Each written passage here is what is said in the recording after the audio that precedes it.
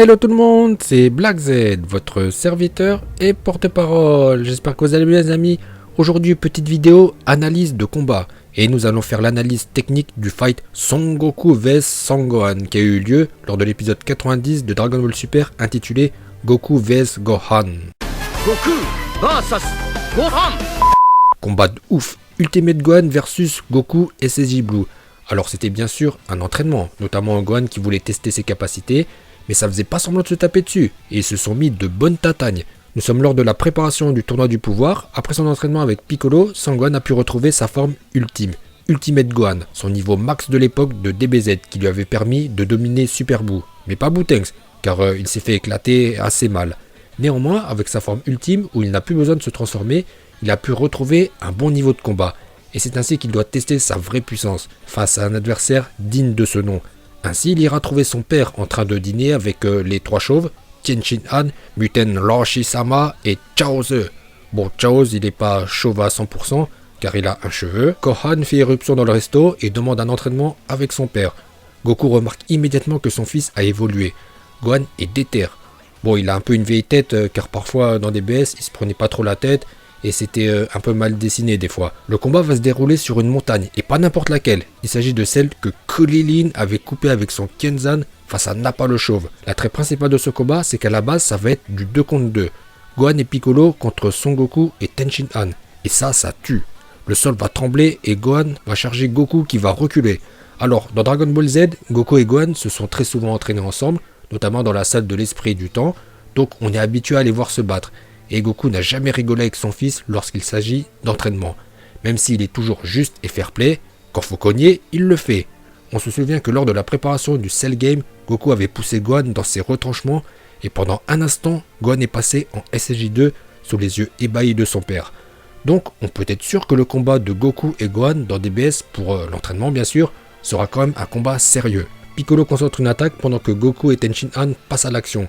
Mais ce pauvre Tien Shin Han va se prendre un coup de poing qui va le mettre out un moment. Son Gohan semble déployer encore plus de puissance, mais c'était juste pour le style, car il n'est pas plus fort qu'avant. Et Goku arrive toujours à le gérer sans se transformer. Tien Shin Han prépare un Kikoho sur Piccolo, mais il sera interrompu par Gohan. Depuis le début du fight, Piccolo concentrait son énergie, il passe enfin à l'action, avec une puissante attaque de zone que Goku parviendra à repousser. Gohan en profite pour mettre une patate à son père et faire péter le décor. Et c'est ainsi que se termine la première partie du combat. Car Tien Shin Han a vu que c'était chaud et il va dire c'est bon, moi j'arrête. Mais Gohan veut continuer et propose à son père un 1v1. Bien sûr, Goku va accepter et passer en SSJ2. Gohan va exploser son ki et cette fois, il est bien en puissance max. Les spectateurs sont les suivants. Ce ne sont pas les 4 fantastiques, mais les 4 chauves. Piccolo, Tien Shin Han, Muten Roshi et Chaozu. Le combat pour de vrai commence entre Goku et Gohan. Goku met un coup de coude à son fils et ça se tape dessus pendant super longtemps sans qu'il y en ait un qui prenne l'avantage sur l'autre. Puis Goku va bombarder son fils avec des boules d'énergie et prend le dessus grâce au déplacement instantané. Et on se dit que c'est un peu décevant de la part de Gohan d'être dominé par le SSJ2 de Goku. Et on se dit, mais il est où le Gohan qui avait explosé son ki et mis Cell KO?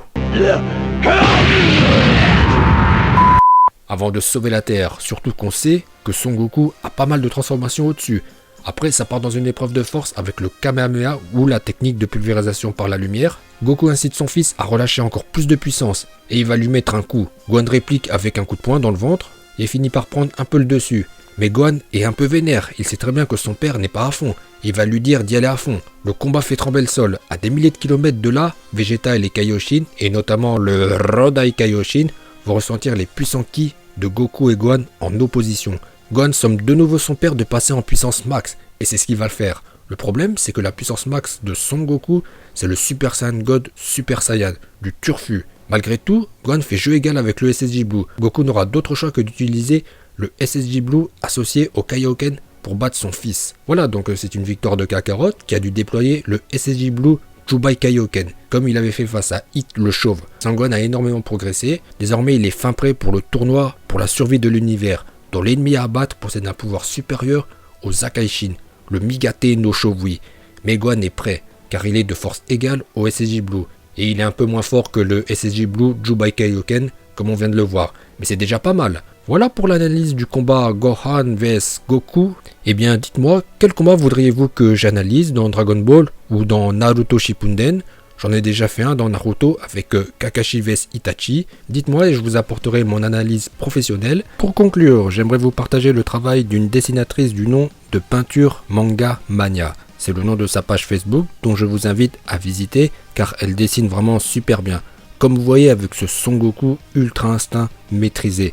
J'ai un peu parcouru sa page, franchement elle fait du super boulot. À part qu'il manque un peu de dessin de personnages chauves, donc on attend qu'elle dessine du Jiren ou Freezer. Écoutez, cette vidéo arrive maintenant à son terme, portez-vous bien et je vous dis à bientôt.